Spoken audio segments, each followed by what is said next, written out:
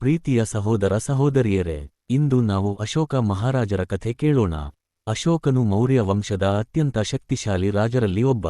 ಬಾಲ್ಯದಿಂದಲೇ ಧೈರ್ಯಶಾಲಿ, ಬುದ್ಧಿವಂತ, ಯುದ್ಧಗಳ ಮೂಲಕ ತನ್ನ ಸಾಮ್ರಾಜ್ಯವನ್ನು ದೊಡ್ಡದಾಗಿ ಮಾಡಿದ್ದ.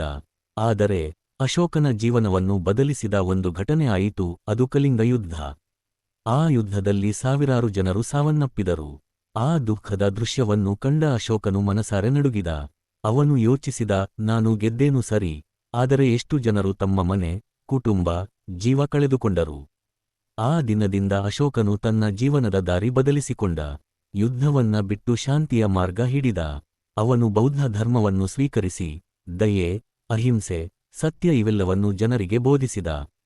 ಅವನ ಕಾಲದಲ್ಲಿ ಸ್ತಂಭಗಳು, ಶಿಲಾಶಾಸನಗಳು ನಿರ್ಮಿಸಲ್ಪಟ್ಟವು.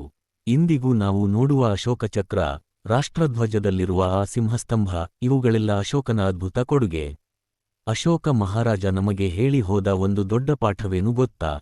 ಯುದ್ಧದಿಂದ ಗೆಲ್ಲುವುದಕ್ಕಿಂತ ಪ್ರೀತಿ ಮತ್ತು ದಯೆಯಿಂದ ಗೆಲ್ಲುವುದು ನಿಜವಾದ ಜಯ. ಇದು ಅಶೋಕನ ಕಥೆ, ಶಕ್ತಿ, ಪಶ್ಚಾತ್ತಾಪ ಮತ್ತು ಶಾಂತಿಯ ಪಯಣ. ವಿಡಿಯೋ ಲೈಕ್ ಆದ್ರೆ ಸಬ್ಸ್ಕ್ರೈಬ್ ಮಾಡೋದನ್ನ ಮರಿಬೇಡಿ.